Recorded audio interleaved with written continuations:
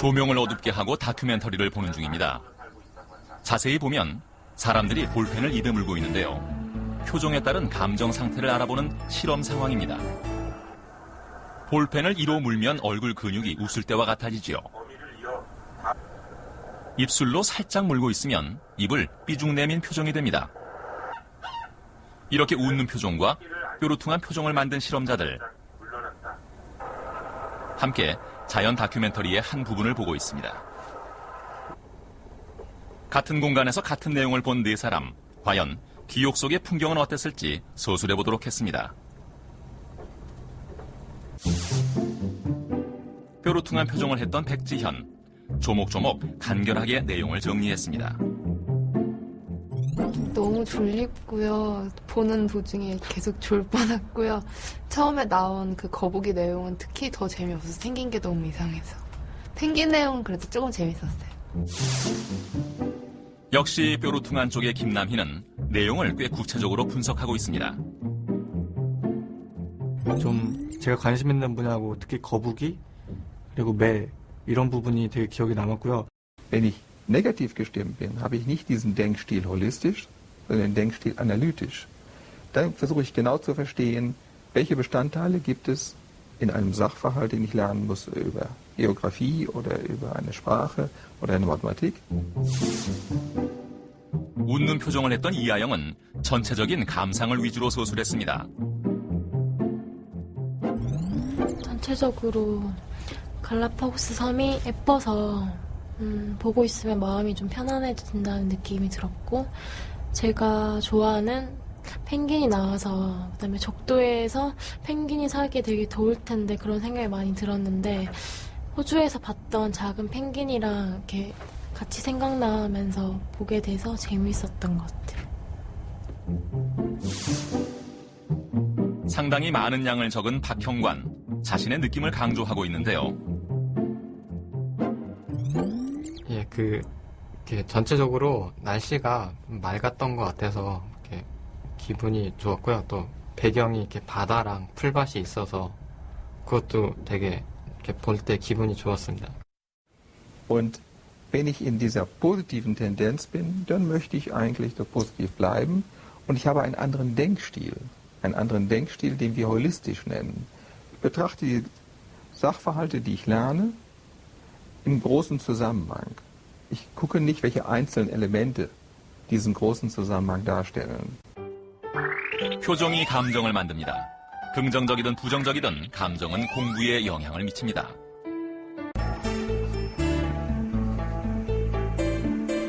초등학생들에게 문제를 내주었습니다. 한 자리에서 서로 다른 문제를 받아서 풀게 됩니다.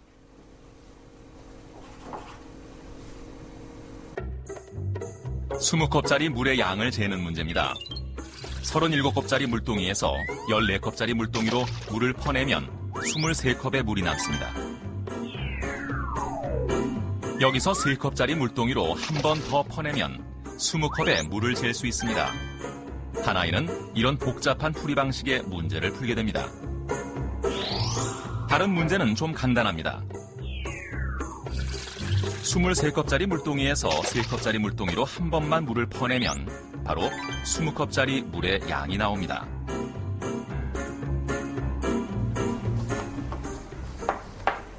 정신없이 문제를 푸는 세원이, 여유만만해 보이는 재천이, 복잡하게 풀어야 하는 세원이의 계산은 한참 동안이나 계속됩니다. 다 풀었어? 네. 세원이는 여전히 괴롭습니다. 2차 문제가 주어졌습니다. 자세히 보면 2개의 물동이만으로 해결할 수 있는 문제인데요. 18컵의 물과 2컵의 물을 더하면 답이 나오는 것이죠. 물을 퍼내는 것이 아니고 더한다는 것이 조금 다를 뿐입니다.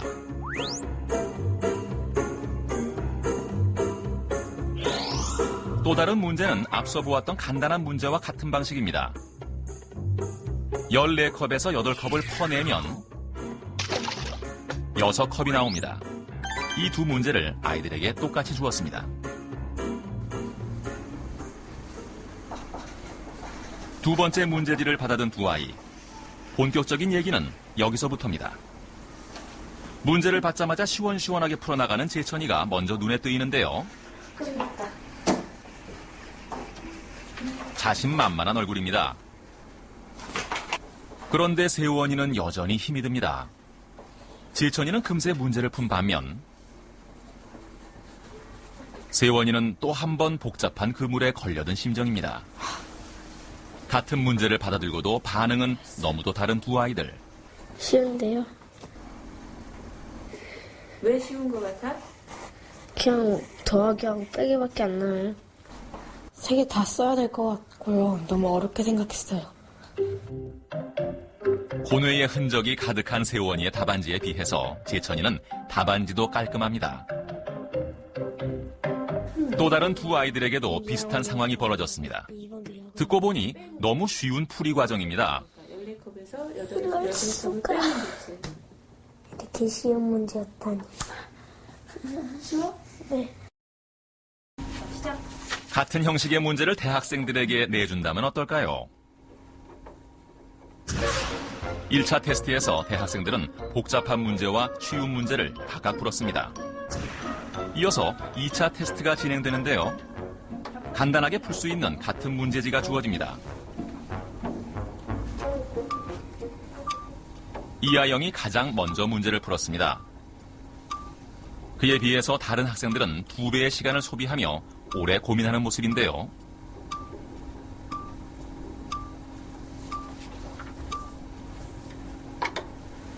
이유를 들어보겠습니다. A 플러스 C라는 건 몰랐죠? 근데 A 플러스 C는 몰랐어요. 왜 몰랐을까요? 이렇게 단순한 걸. 단순한데요. 단순한 거 복잡하게 풀 수도 있는 거예요. 다른 친구 근데 A 플러스 C가 꼭 정답은 아니잖아요. 그러니까 결과를 22로 만들어야 되는 거지 이게 정답은 아닌 거예요. 그러니까 이 방법도 22가 되는 건데 굳이 빨리 풀었다고 해서 창의력이 많고 이런 건 아닌 거죠. 그러니까 제가 틀린 건 아니잖아요. 앞에 풀었던 문제 절차에 그냥 무의식적으로 따라서 푼 거죠. 예. 사실은 문제 자체는 굉장히 간단한 문제였는데. 예. 그게 만약에 보기가 없었으면 그냥 예, 바로 이렇게 답이 나왔을 수도 있을 것 같아요. 물동이 2개를 이용해서 대상이 없지 않습니까? 사실 박형관은 1차 테스트에서 간단한 문제를 풀었습니다.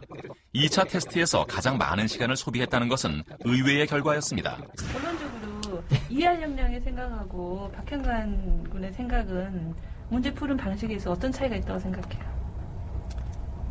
글쎄, 제가 좀 한 번 더 생각한 것 같은데 빈 물동을 만들어야 된다는 그런 거를. 누가 더 답에 빨리 가까이 간 것 같아요? 답을 빨리 네, 접근을 누가 해야지. 글쎄, 그건 초시계를 정해보셨으면 하셨을 것 같은데. 생각이 어떻게, 생각의 흐름이. 초시계는 가장 늦었어요, 지금. 예, 예. 생각의 흐름이라던가. 글쎄, 이분이 제일 빠르셨던 것 같아요. 결과에 대해 구구절절 설명이 길어지는 대학생들에 비해서 초등학생들은 참 쉽게 수긍합니다. 이럴 수가.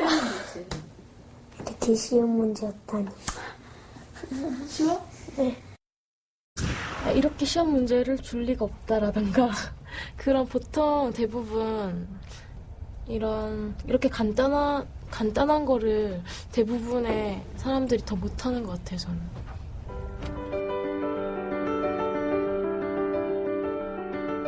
같은 문제를 어떤 사람은 어렵게, 어떤 사람은 쉽게 받아들이는 마음. 왜 이렇게 다른 결과가 나오는 걸까요?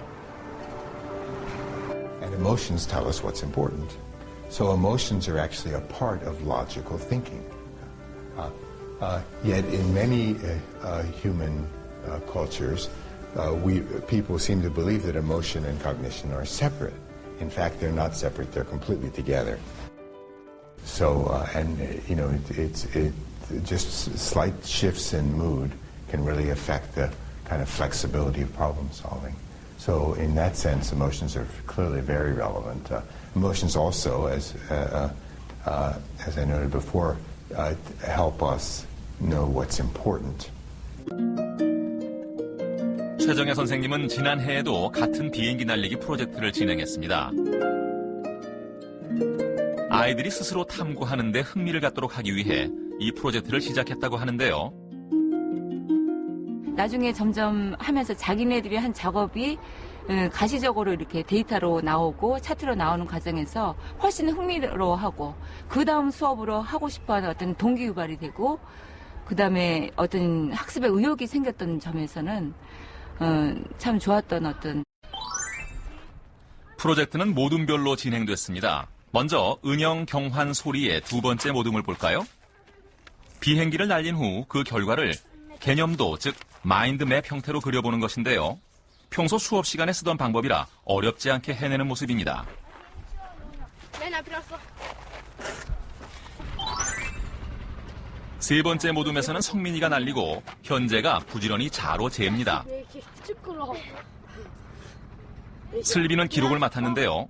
가장 복잡한 형식의 과제를 하기 때문인지 뭔가 일이 순조롭지 못한 분위기입니다. 빨리 말해. 106.3. 너 63cm가 아니라 아까 한 2m쯤 될 것 같은데. 그럼 다시. 야, 진짜. 첫 번째 모둠의 종수와 승인데요.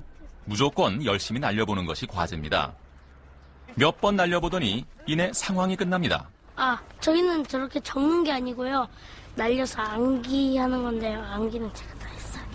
다 했어 이제? 네, 이제 최 선생님한테 말씀만 하시면 되는데요. 지금 도와주고 계셔가지고 지금 기다리고 있어요. 너희들은 결론이 났어? 네. 결론이 뭐야? 일단 추진력의 중심점은 이거 중간이 제일 좋고 날개는 큰 것보단 작은 게 좋아요. 이게 중심이 아니라 세 번째 모둠에게는 한 단계 업그레이드된 과제가 주어집니다. 비행기를 날리면서 측정한 모든 수치를 컴퓨터로 자료화하는 것입니다. 361 234 290 기록들을 가지고 통계를 내고 결과를 분석하는 중인데요. 운동장에서는 약간의 시행착오를 겪었던 아이들이 시간이 지나면서 점차 과학적인 분석에 접근해가고 있습니다. 이 모둠 아이들도 결과를 놓고 한창 이야기 중입니다. 개념도로 정리한 실험 결과를 종합해 좀 더 변형된 모양의 비행기를 만들어 볼 생각입니다. 이렇게 바람을 더 많이 받아가지고 여기서 이제 변형을 해보는 거야 비행기를. 너무 작아도 안 좋다. 그 사이 3모둠에서는 통계 결과가 나왔나 봅니다. 그래서 어떤 조건에서 어떤 비행기를 날렸을 때 가장 좋은 기록이 나왔는지 그래프를 통해서 한눈에 쉽게 알아볼 수 있도록 정리가 됐습니다. 이렇게 차트가 나온 거야.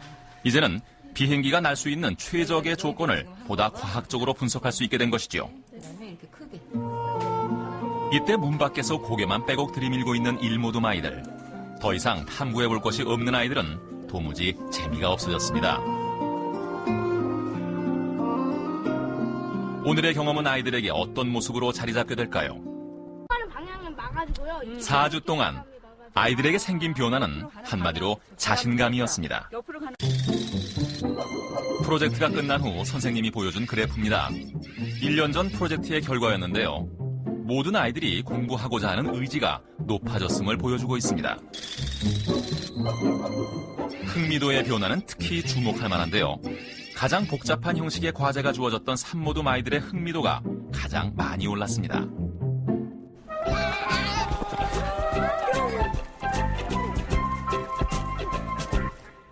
이렇게 열심히 노력하고 흥미를 가지고 하니까 점점 더 우리가 비행기를 더 잘 만드는구나 하면서 그 과정을 통해서 성공감이 이제 성공 체험을 하는 거죠. 성공 체험을 하고 나면 거기에 당연히 자아 개념이 변해요. 나도 이런 거 잘할 수 있네. 노력하면 조금씩 나아질 수가 있네. 이런 그 성공 체험이 자아 개념을 긍정적으로 바꾸고 그 바뀐 그 학습과 관련된 구체적인 모습이 자신감으로 나타나는 거죠.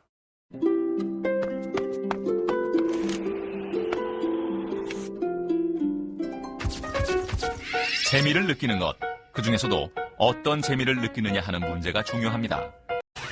단순히 비행기 날리는 재미에서 그쳤던 1모둠은 정서적 재미에 해당합니다. 어려운 과제를 해나가면서 새로 배우는 것이 많았던 3모둠은 인지적 재미를 느꼈던 것입니다. 새로운 것에 흥미를 느끼는 것은 학습에 큰 영향을 미칩니다. And we had a parent who came in complaining about his son, saying his son would not read the textbook that the teacher gave him in 4th grade, but kept trying instead to read the lawnmower manual, the manual about the lawnmower for cutting the lawn. This child loved lawnmowers. 아이를 걱정하는 부모에게 해준 말은 좋아하는 것을 통해서 배우게 하라는 것이었습니다. 아이가 잔디깎기 설명서 읽는 것을 배운다면 책을 어떻게 읽는지도 배우게 될 테니 말이죠. Instead of trying to force him to learn something that he's not interested in, let him learn to read with material that he's really interested in. And, education can do much better if we allow students to pursue their own interests in order to learn the basic skills that they need, like reading and mathematics. Of course they need reading and mathematics, but there are many things to read. 배우는 동안 흥미를 유지할 수 있다면 공부는 훨씬 더 많은 향상을 불러올 것입니다. 자신감도 함께 커질 테고요. Who has an equivalent decimal for 40 thousandths? Excellent job. 초등학교 4학년 교실인데요. 수학 시간 분위기가 무척 활기차 보입니다. 선생님은 아이들의 작은 반응에도 크게 칭찬을 해줍니다. 아이들이 뭔가를 배울 때 재미있다고 느끼기 위해서는 편안한 상태를 만들어주는 것이 중요합니다. 틀린 답이 나올까 걱정하는 마음을 없애주고 적극적으로 참여하도록 이끌어주면 아이들은 점차 즐거워하고 자신감도 갖게 됩니다. I just feel that being positive gets better results from students. Even if the answer they're giving is a very simple answer, they need to know that they got it right. They need to know that, I got that one right, so maybe I'll get the next one right that is also hard. And from maybe that one day of giving that confidence to them, it builds day on, and then hopefully they do very well. 사막에서 우물을 팔 때 필요한 것은 반드시 물이 나올 거라고 생각하는 낙관성입니다.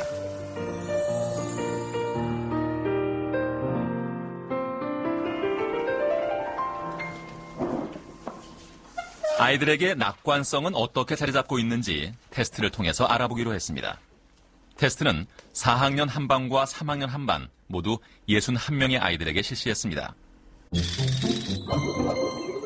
낙관성이 높은 집단과 낮은 집단이 구별됐습니다. 각 집단에서 3명씩 아이들을 스튜디오로 초대했습니다. 스튜디오에 들어서면서부터 아이들의 낙관성을 조금 엿볼 수 있었습니다. 아이들에게 낙관성을 찾는 이유는 실패에 대처하는 태도와 관련이 있기 때문이지요. 끊임없이 문제 해결 상황에 직면해야 하는 것이 공부라고 한다면 실패를 털고 또다시 도전하는 태도는 공부를 지속하는 데 반드시 필요합니다. 되게 잘했다. 칭찬하고 있는 중. 얘 무슨 생각하고 있어? 아이들 앞에 놓인 만화 속 이야기에는 결말이 없습니다. 아이들은 이야기 속에 자신의 생각과 감정을 이입해 결말을 만들어 보기로 했습니다. 아직 일어나지 않은 일에 대해서 아이들은 어떤 이야기를 그려낼까요? 다른 친구들이 어려워하는 시험에서 나만 100점을 맞았네요. 선생님께서는 칭찬을 해주십니다. 어쩌면 이렇게 공부를 잘하니 다른 과목도 다 잘하겠구나. 이때 나는 뭐라고 대답을 할까요? 그럼 정환이는 이때 어떤 얘기를 할 것 같았어? 제가 100점을 맞기 위해 공부를 많이 했어요. 지금까지 공부를 많이 했다는 얘기를 꼭 하고 싶구나. 그러면은 정환이는 다른 과목도 공부를 많이 열심히 하게 되면 똑같이 잘할 수 있다고 생각하고 있는 거야? 네. 그러면 윤식이는 어떻게 대답을 할 것 같아? 선생님한테? 지금 과목만 잘하지 다른 과목은 잘하는지 잘 못하는지 알 수 없다고. 알 수가 없다. 네. 왜 그렇게 생각을 했어? 한 과목을 잘하면 다른 과목을 못할 수도 있겠다. 못할 수도 있으니까. 네. 낙관성이 높은 아이는 좋은 일이 생기자 자신을 칭찬해줍니다. 낙관성이 낮을 때는 좋은 일이 생겨도 그때뿐이라고 생각하는 경향이 있습니다.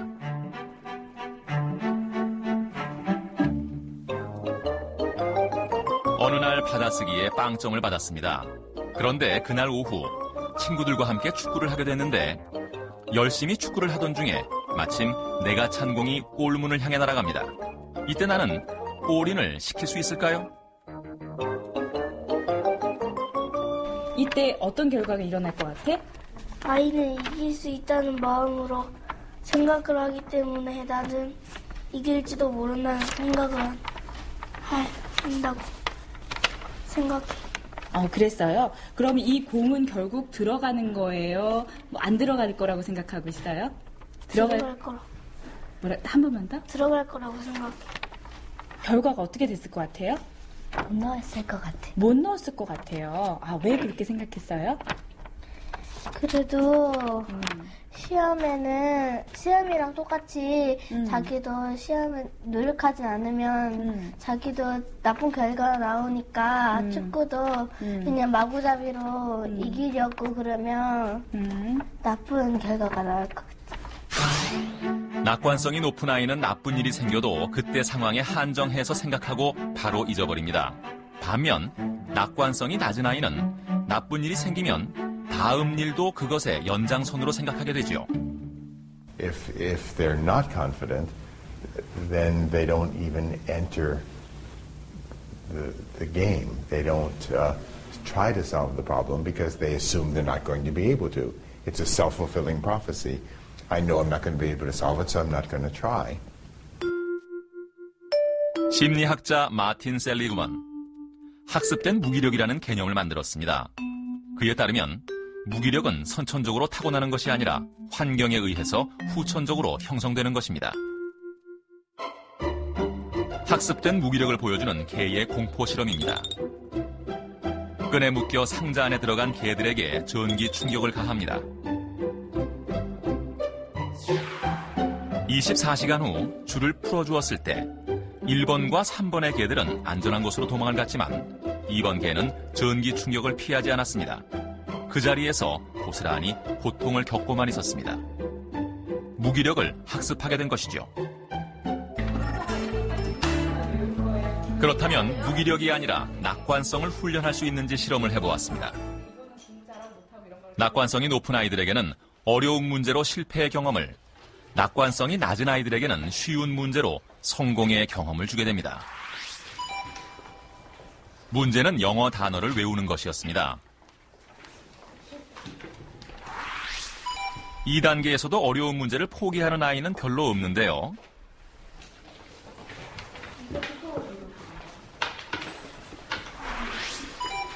(3단계에) 들어서자 두 집단이 서로 분위기가 달라집니다.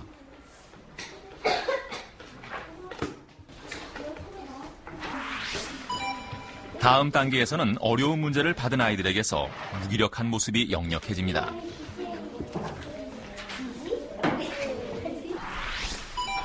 (5단계에는) 정도가 더 심해지는데요. 반면 쉬운 문제를 받은 쪽은 내내 밝은 표정입니다. 아이들은 이 상황을 어떻게 받아들이게 될까요? 6단계에서 성공을 할 것 같다 손들어. 낙관성이 낮은 아이들이 훨씬 더 많이 손을 들었습니다. 그래서 6단계에 계속 도전해보겠다. 난 다음 문제 도전해보겠다. 도전 의지를 보인 아이들은 본래 낙관성이 낮은 집단에서 훨씬 더 많았습니다. 이번에는 나는 다음 문제 포기하겠다. 결과는 낙관성이 높거나 낮은 것과는 상관이 없었습니다. 어려워서 포기했어요. 그리고 도전해보고 싶은 생각은 없어? 네. 왜? 어차피 해봤자 그거 거의 다 틀릴 게 뻔하니까. 저도 어차피 안 될 건데 해봤자 소용이 없잖아. 만약에 문제가 어려웠다면? 그래도 도전해보고 싶어요. 약간 제가 보기엔 어렵기도 했는데 그래도 재미있었던 것 같았어요. 그래서 한 번 더 도전해보고 싶었어요.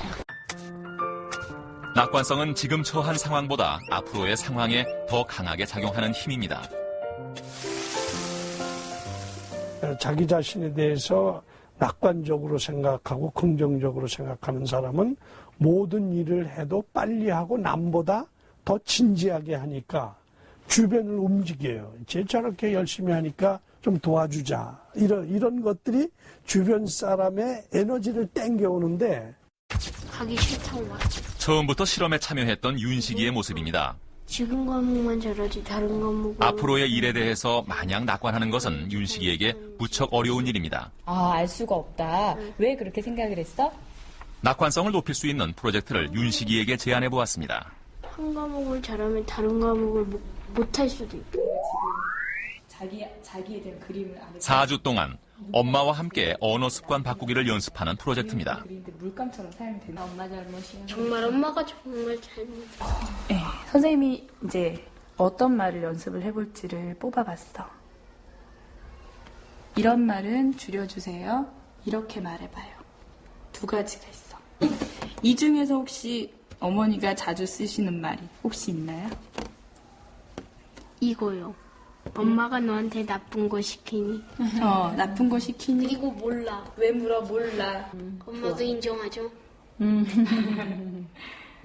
평소 서로에게 고쳐주었으면 하는 말이 무엇인지 허심탄회하게 얘기해보기로 했습니다.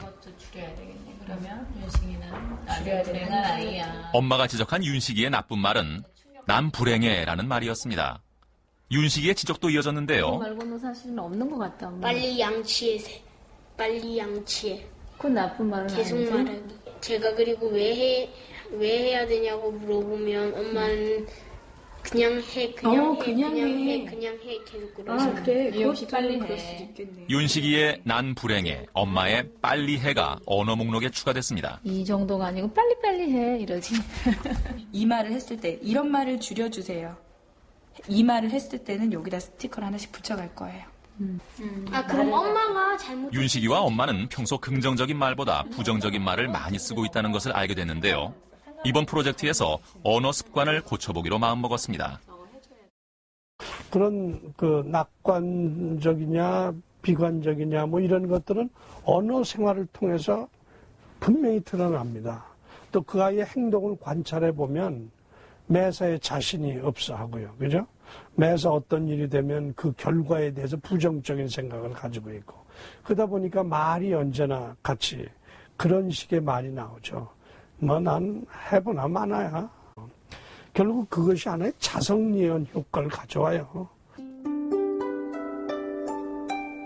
긍정적인 말은 과연 윤식이를 변화시킬 수 있을까요? 이제 윤식이와 엄마의 4주간의 프로젝트가 시작됐습니다. 윤식이와 엄마 사이가 가장 아슬아슬할 때 윤식이가 컴퓨터 게임을 할 때입니다. 제발요. 제발. 조금. 지금 나가야 되잖아. 조금 있다. 엄마와 윤식이의 기싸움입니다. 윤식이가 말을 듣지 않고 엄마가 퇴근하는 일은 여전히 이어지는 일상인데요. 2장. 하지만 스티커를 붙이겠다는 엄포가 예사롭게 들리지 않습니다. 전에 없던 습관이 생긴 것이죠. 대화를 하다가도 고쳐야 할 말이 튀어나오면 서로에게 경고를 하게 됩니다. 그럼 사무실에서 했대요. 그리고 가서 엄마랑 붙여야 되겠어. 붙이고 나가야 돼. 응? 싫어요. 붙이는 거 붙여야지. 안 돼요. 가서 엄마가 붙여야지. 안 돼요. 안 돼요도 했어. 3장. 안 돼요. 거기 없잖아요. 안 돼요는. 안 돼요가 왜 없어? 없어요. 이 녀석이 진짜. 없어요. 엄마와 윤식이의 대화는 바로 현장 검증으로 들어갑니다. 그러면 토요일 날 줄여주세요 말을 2번이나 썼어. 응?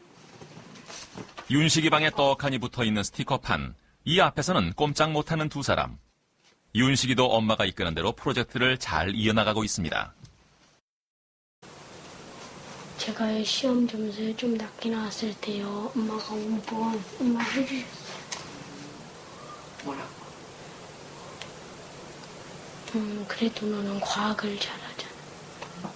옛날 같으면 벌써 아유 바보 멍청이 뭐 그런 걸 틀렸냐 이럴 텐데 지금 그건 아니고 윤식이가 과학도 좋아하니까 그거는 좀 네가 뭘 진짜 잘못해서 틀렸는지 알아보고 다시 한번 그거를 다시 읽고 다시 체크해봐라 그렇게 얘기를 했죠. 그랬더니 아이가 좋아하더라고 오히려. 네. 이번 사회는 꽤 잘 나올 것 같아. 사회 공부를 열심히 했구나. 윤식아, 그러면 엄마가 너한테 긍정적으로 막 얘기하고 너 칭찬해준 게 도움이 많이 된 것 같아, 이번 시험에? 네. 그랬었구나. 그러면 그렇게 얘기를 진작부터 많이 할 걸 그랬어요. 응? 그러면 3학년 때도 열심히 공부를 했었을 건데, 그치? 근데 엄마가 맨날 그냥 빨리 해, 맨날 너 놀리고 막 그런 거 하면서. 그치? 네. 엄마, 하여튼 이번에는 굉장히 잘할 것 같아요. 뭐, 자신감이 있어요. 이랬어요. 근데 그 자신감이란 게 보니까 또 본인이 그렇게 얘기를 나한테 하고서 또 못 보면 안 되잖아요. 그러니까 공부를 또 꽤나 했어요. 나름대로. 3주째 접어들어 윤식이는 점수가 잘 나올 것 같아요라며 낙관적인 예상을 했습니다. 네. 4주차 때는 완전히 너무 달라요. 완전히 달라요. 마지막 4주째에는 엄마와 윤식이 모두 긍정적인 말을 부쩍 많이 했습니다. 훨씬 많네. 프로젝트를 통해서 긍정적인 언어 습관을 키운 것과 함께 서로의 말에 더 귀 기울이고 더 이해하게 된 엄마와 윤식이. 엄마는 윤식이에게 필요한 자신감을 주는 말을 건넸고 윤식이는 낙관적인 생각을 조금씩 키워가게 됐습니다. So yes, indeed, that kind of emotional confidence is really important. But it's not just something you can give someone. For children, it's based in their lives. It's based in how they live in their classroom and in their family every day. 공부를 할 때는 끊임없이 새로운 문제에 직면하게 됩니다. 때론 좌절하기도 하면서 한 단계씩 천천히 나아갑니다. 공부를 지속할 수 있는 힘은 정서에서 옵니다.